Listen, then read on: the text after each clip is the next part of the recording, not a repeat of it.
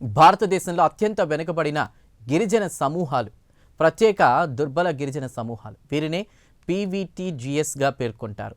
ఆ గ్రూపుల మనుగడ, అభివృద్ధి ఎప్పుడూ ఒక సవాల్గానే ఉంటూ వస్తోంది. దేశంలోనే అత్యధికంగా 13 పీవీటీజీ సమూహాలు కలిగిన రాష్ట్రం ఒడిశా.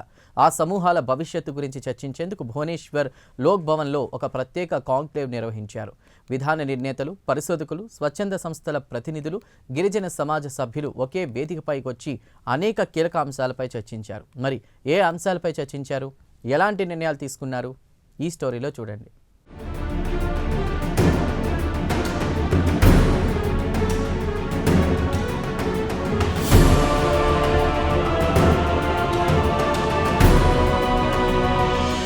గిరిజన సమూహాలు అధికంగా ఉన్న ఒడిశాలో ఆ గ్రూపుల సంక్షేమం, అభివృద్ధి గురించి ఒక కీలకమైన సదస్సు జరిగింది.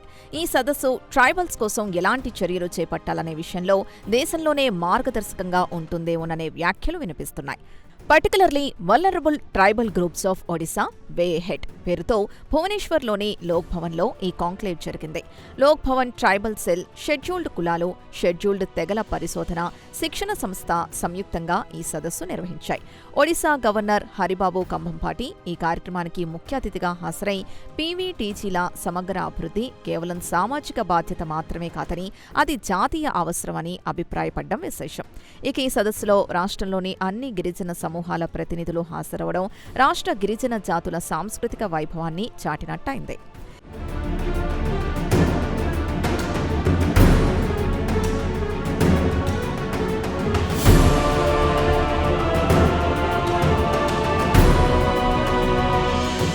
దేశంలోనే ఉన్న 62 షెడ్యూల్డ్ తెగల్లో 13 సాంస్కృతికంగా, జాతిపరంగా అత్యంత దుర్బలమైన సమూహాలు ఒడిశాలోనే ఉన్నాయి. ఇది దేశంలోనే అత్యధిక సంఖ్యగా గవర్నర్ ప్రస్తావించడం గమనార్హం. గిరిజన సమాజ సభ్యులతో నేరుగా సంభాషించిన governor Kambhampati PM Janman, Jal Jeevan mission వంటి సంక్షేమ పథకాల అమలు తీరుపై ఆరా తీశారు. అలాగే పీవీటీజీలకు ఆరోగ్య, విద్యా సదుపాయాల లభ్యతపైన చర్చించారు. కేంద్ర, రాష్ట్ర ప్రభుత్వాల సంక్షేమ పథకాలపై గిరిజన సమాజాల్లో మరింత అవగాహన కల్పించాల్సిన అవసరం ఉందని, అర్హులైన లబ్ధిదారులందరూ ఆ ప్రయోజనాల్ని పూర్తిగా అందుకునేలా చూడాలని ఆయన నొక్కి చెప్పారు.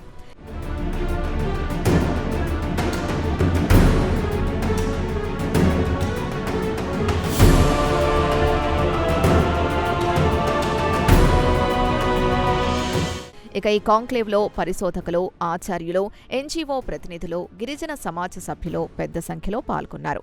విధాన నిర్ణేతలు, విద్యావేత్తలు, స్వచ్ఛంద సంస్థల ప్రతినిధులు, గిరిజన సమూహాలకు చెందిన లబ్ధిదారులు ఈ చర్చల్లో పాల్గొన్నారు. అయితే గిరిజన సమూహాలు ఈ కాంక్లేవ్లో పాల్గొనడం వెనుక ఒక స్పష్టమైన లక్ష్యం ఉందంటున్నారు. తమ సమస్యల్ని నేరుగా ప్రభుత్వ పెద్దల ముందు, పరిశోధకుల ముందు వినిపించడం, వైద్యం, విద్య, తాగునీరు, జీవనోపాధి వంటి మౌలిక సదుపాయాల లేమి గురించి, అలాగే వారు ఏళ్ల తరబడి ఎదుర్కొంటున్న సవాళ్లను నేరుగా చెప్పే అవకాశం ఈ వేదిక ద్వారా వాళ్లకు లభించినట్లయింది.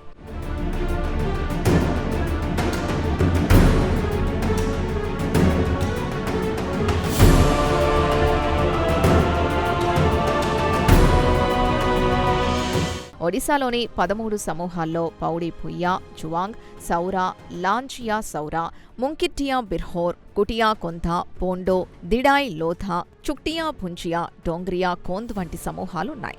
చూడ్డానికంతా గిరిజనులే అయినా ఒక్కొక్కరి సాంప్రదాయం ఒక ప్రత్యేకమైన పద్ధతిలో ఉంటుంది. వారి కట్టు, బొట్టు చిన్న చిన్న తేడాలతో తమ ఉనికిని ప్రత్యేకంగా చాటుతాయంటే అతిశయోక్తి కాదు. దేశంలో ఏ రాష్ట్రంలో లేనన్ని ఎక్కువ పీవీటీజీలు ఒడిశాలోనే ఉండడం విశేషం.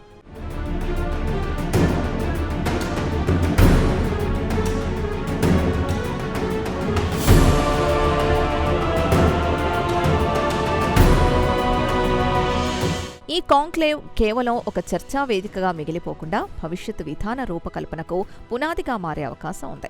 అక్కడ చర్చించిన అంశాలు, సేకరించిన సిఫార్సులు ప్రభుత్వం ముందుకు వెళ్తే పీవీటీజీల కోసం కొత్త సంక్షేమ కార్యక్రమాలు, పథకాల అమల్లో మార్పులు, నిధుల కేటాయింపులో ప్రాధాన్యతలు మారే అవకాశం ఉంది.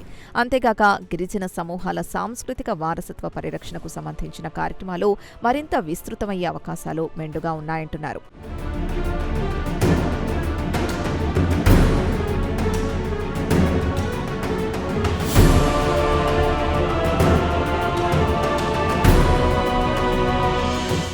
పీవీటీజీల సమగ్ర అభివృద్ధి కేవలం సామాజిక బాధ్యత మాత్రమే కాదని అది జాతీయ అవసరమని గవర్నర్ అభిప్రాయపడ్డారు.